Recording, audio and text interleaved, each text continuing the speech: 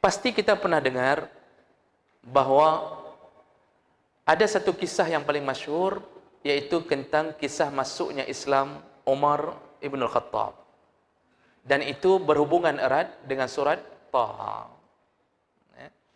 Jadi dalam kisah yang disebutkan di dalam kitab tentang Sirah Nabawiyah, salah satu kitab tentang sejarah Khulafa' Ar-Rasyidin, menyebutkan proses masuknya Umar yang dikarang oleh Jalaluddin As-Sayuti. Disebutkan proses Islamnya Umar.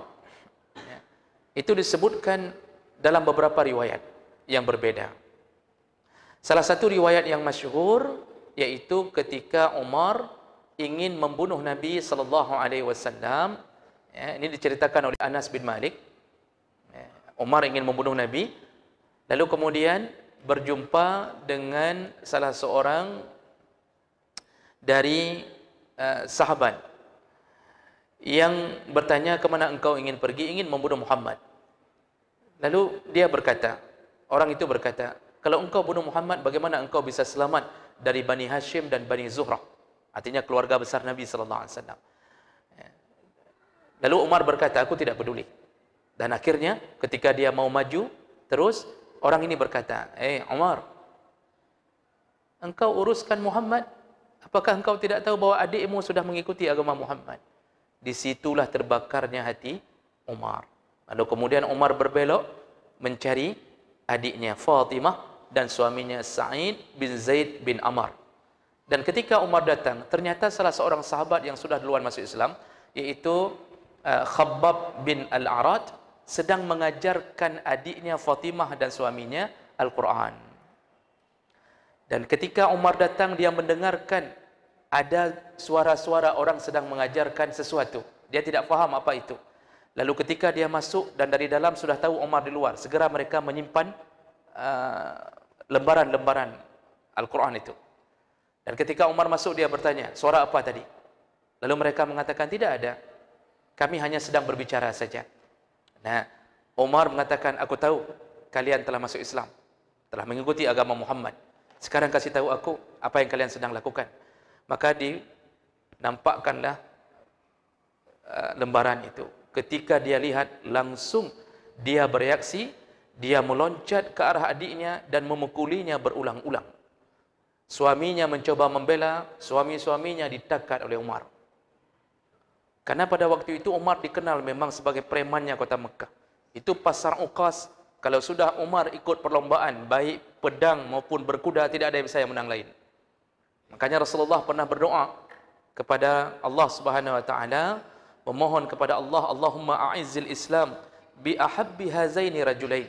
Ya Allah, muliakanlah Islam dengan dua orang laki-laki ini. Artinya masukkan Islam di antara dua laki-laki ini, yaitu bi Abi Jahlin atau bi Umar bin Al-Khattab. Ya Allah, masukkanlah Islam, berilah hidayah, kalau bukan Abu Jahal, Umar bin Khattab. Jadi dua orang ini sangat disegani di Makkah. Dan ternyata kejadian itu ketika dia sudah pukul adiknya, tercampak kertas itu kembali, lalu dia seperti terpancing untuk melihatnya, dan mulailah dia membaca, dan seluruh ahli sejarah menyebutkan yang dibaca adalah surat Taha dari 1 sampai 14. Disitulah Umar lalu bergetar, dan kemudian langsung dia bertanya ke adiknya, bagaimana aku bisa menemui Muhammad? Khabbab bin Arad ketika muncul pertanyaan dari Umar bin Khattab, bagaimana aku bisa menemui Muhammad, dalam keadaan dia bergetar setelah melihat lembaran itu, disitulah Khabbab berkata, wahai Umar, Allah telah mengabulkan doa Muhammad sallallahu alaihi wasallam. Jadi dia sudah ada menangkap gejala Umar akan segera masuk Islam. Nah, kemudian dia datang dan bertemu dengan Hamzah di depan rumah Nabi. Lalu Hamzah berkata, kalau tujuannya, jadi yang berdiri di depan rumah Nabi adalah Hamzah dan Talhah, dan ada beberapa yang lain. Hamzah berkata, seandainya dia mensentuh Nabi Muhammad, sungguh bagiku kecil untuk membunuh Umar. Jadi Hamzah lebih reman lagi, tapi mentalnya paling reman. Tapi kekuatan pada Umar. Alhamdulillah akhirnya Umar mengucapkan syahadat. Itu riwayat pertama yang paling masyhur. Ada riwayat sedikit, cuma setengah menit saja. Ternyata ada riwayat lain, itu yang paling masyhur. Pada suatu hari Umar mencari sahabat-sahabat untuk minum khamar. untuk minum khamar. Ternyata tidak didapatkan. Ternyata sebahagian sahabat yang sering minum khamar sudah mendengar tausiah Nabi di depan Kaabah. Ketika Umar cari, Nabi sedang memberi tausiah depan Kaabah. Lalu Umar diam-diam menyelinap di antara sahabat-sahabatnya yang sering minum khamar dan dia mendengarkan khutbah Nabi. Disitulah dia tersentuh, menangis dan lalu mengikuti Nabi dan memohon kepada Nabi untuk mengislamkannya. Itu riwayat itu juga disebutkan. Jadi bukan satu-satunya riwayat yang kita dengarkan tadi.